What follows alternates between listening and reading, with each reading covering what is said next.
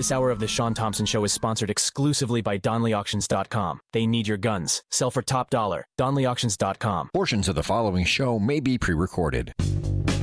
From the streets of Melrose Park to the trading floor of the Merc, he's fought for every dollar he's ever earned. And now, with personal liberty and our system of capitalism under assault in America, he's here to seize back our rights from the government. With a cigar in one hand and a copy of the Declaration of Independence in the other, he's Shaun Thompson. And this is the Shaun Thompson Show. Some folks are born made to wave the flag. Ooh, they're red, white, and the greatest job in the world, as far as I'm concerned. And I have it.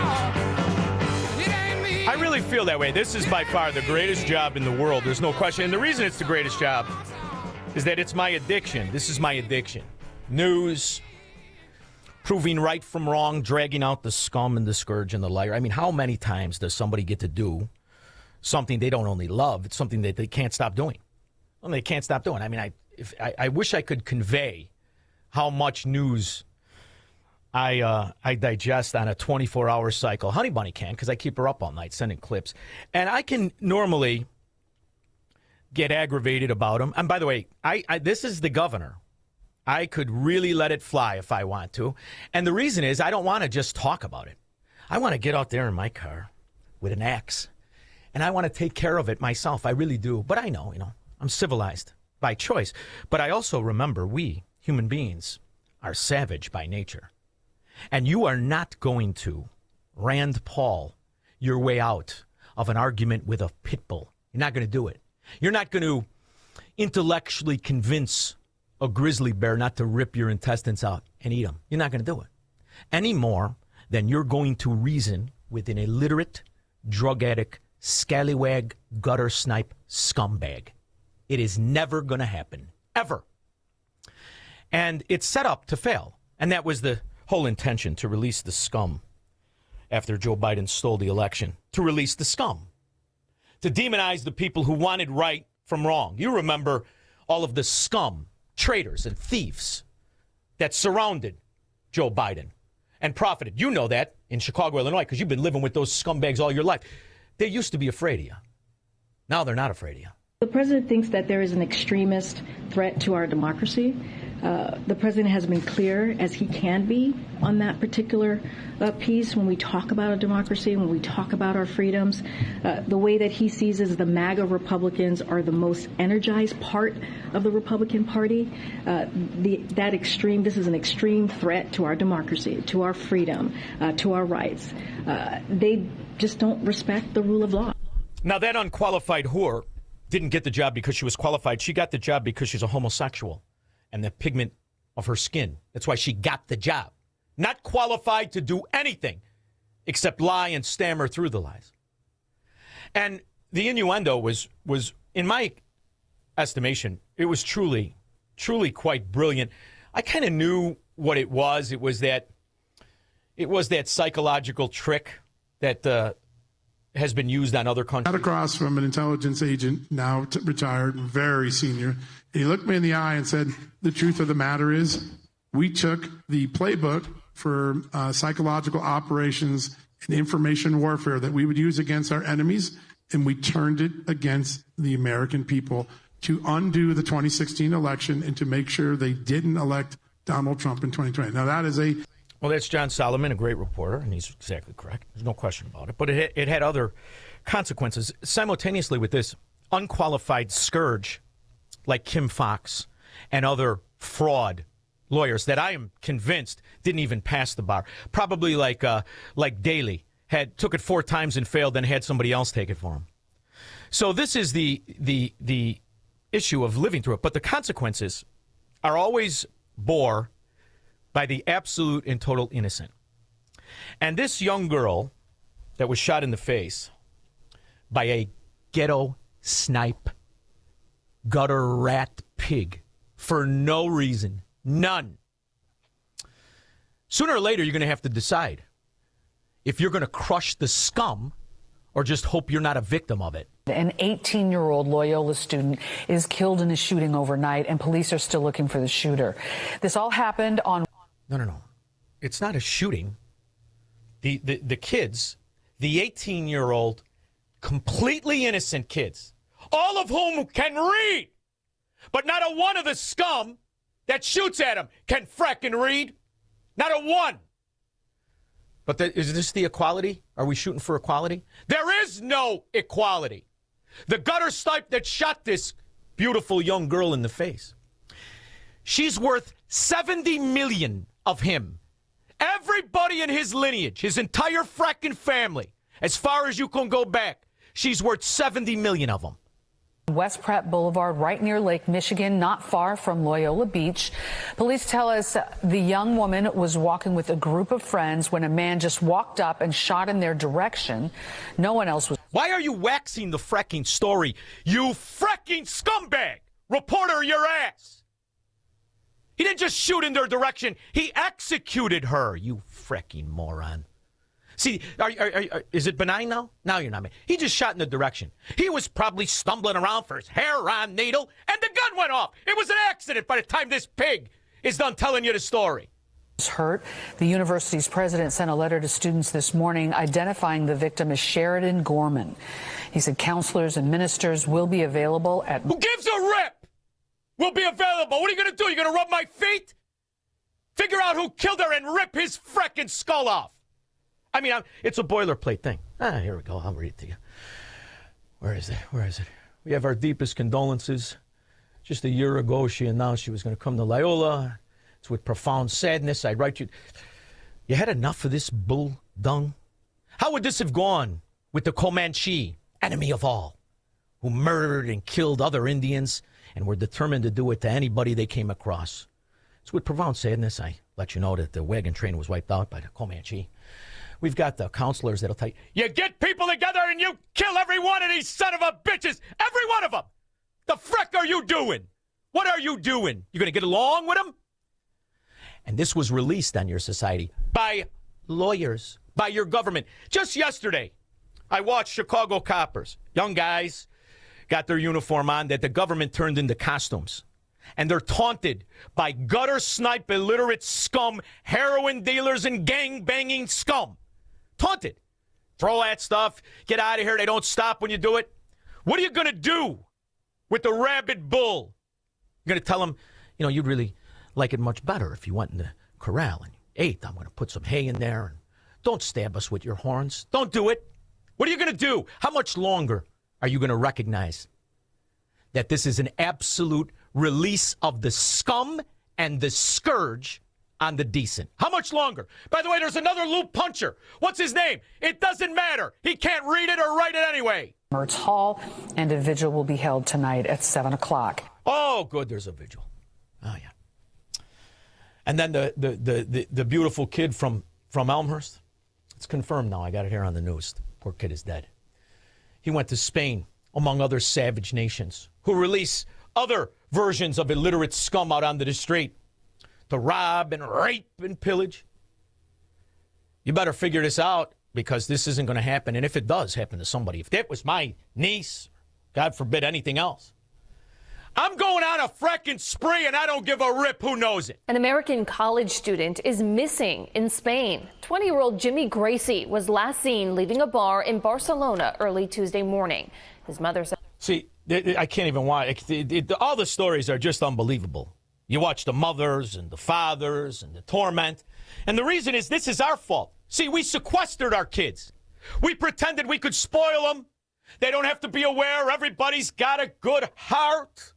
They're all wanting for the best. They want to succeed. After all, you got to help people.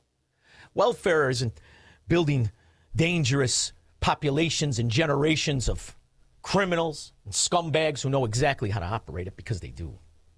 Where's that other story, honey? Here we go. This is one. Right here in Chirac. Another day, another outrageous case of taxpayer fraud inside America's welfare system, and this one involves pop or soda, depends on where you live. I say soda, you say pop? I say pop. I'm from the Midwest. Well, authorities say one man in Chicago, he ran a pretty slick operation buying food stamp debit cards from recipients for cash, using those cards to buy products in bulk, and then reselling the goods for profit. Our Newsmax crime correspondent Jason Matera is here with the details. Morning, Jason. Hey, good morning, Mark and Allison. So SNAP, that's the Supplemental Nutrition Assistance Program, puts taxpayer money onto EBT cards, which in Illinois are referred to as link cards. Each card has a unique PIN that only the recipient is supposed to use at checkout when purchasing food.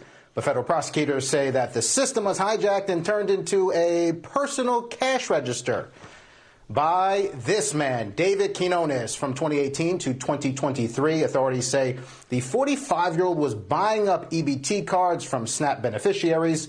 He'd then take those cards and go on shopping sprees at big box retailers, loading. We could make this story from 1972, 1973, and every year. This is the business model. It's called ghetto arbitrage. Up on soda, water, and snacks at a discounted price. After that, Quinones would turn around and resell those items to convenience stores and restaurants, of course, at a profit. According to court records. Now, let's say you own a ghetto gas station. And here comes Quinones with his ripped shirt, his pencil neck, all strung out on God knows what. Hey, I got 42 cases of Pepsi. Nobody says, where'd you get it? Hey, stupid, where'd you get it? This is because they accept it from the gas station owner to the customers to even the Social Security office that taught this low-life scumbag how to steal what would they think is $1.5 million a year. And to top it all off, he was getting the SNAP benefits too. There are no benefits you can give to bring civilized people into focus. All you're doing is promoting more and more scum. And all you have to do is go to CWB, which is as close as you're going to get to news in a Democrat-run area, and just scroll down and see how many repeat offenders, how many rapists, how many loop punchers, how many scum and carjackers are released 20 and 30 times. And then watch the video of the Chicago Police Department getting heckled. And then listen to these morons who they call politicians, but I don't really even think they're elected. After all, who are you going to believe? The same Democrat scum that have been lying and cheating for 100 years? And so what they want is somebody who's going to get to Washington and not forget who it is they represent. That someone who's going to always remember that this is about making the people's lives better that we represent. And where did you do that? Shaun? Where did you do it, Al Green impersonator?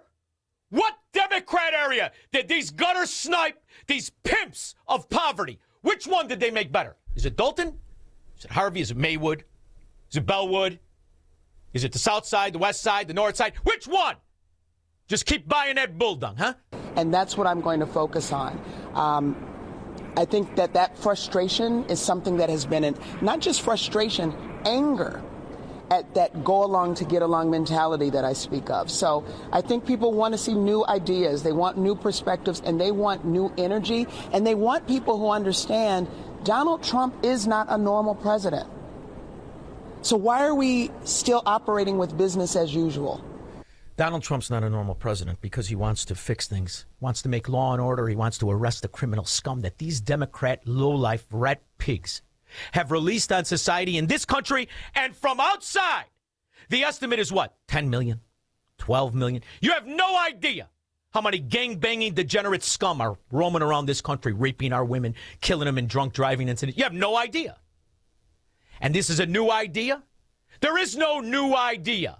This is to destabilize everything so everything becomes Chicago, because all these neighborhoods at one time, nobody was on the welfare poverty wheel. Nobody. They had families and businesses and character. So I wonder how many 18-year-old beautiful girls with their entire life in front of them have to get shot in the face by gutter snipe before you understand. It's time to enforce the frickin' law. Here's how it's done in a decent state. Mr. Fontenette, there was a time some years ago that there really wasn't even a question. Everyone, state's attorneys were recommending youthful offenders, probation, let's give everybody an opportunity.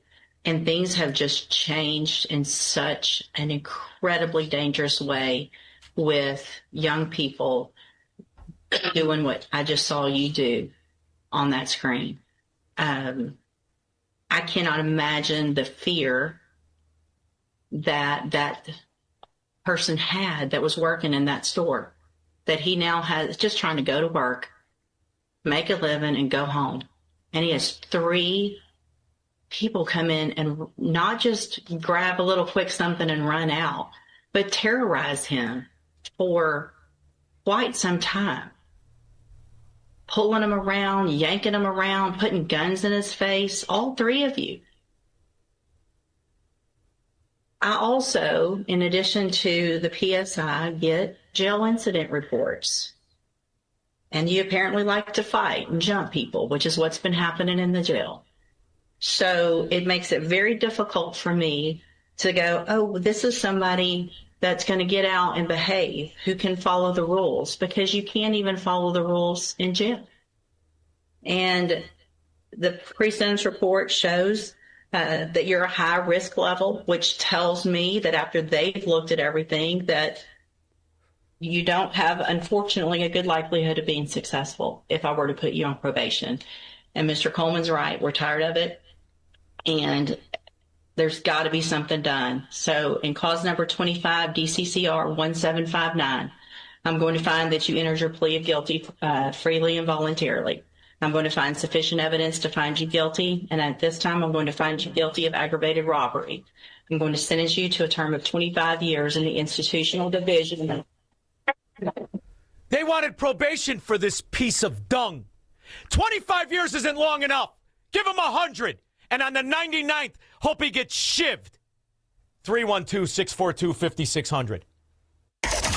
What if everything you've been told about government, health care, poverty, energy, and even science is a carefully constructed lie? In Shaun Thompson's new book, What If It's All a Lie? Shaun Thompson dismantles the myths at the core of modern America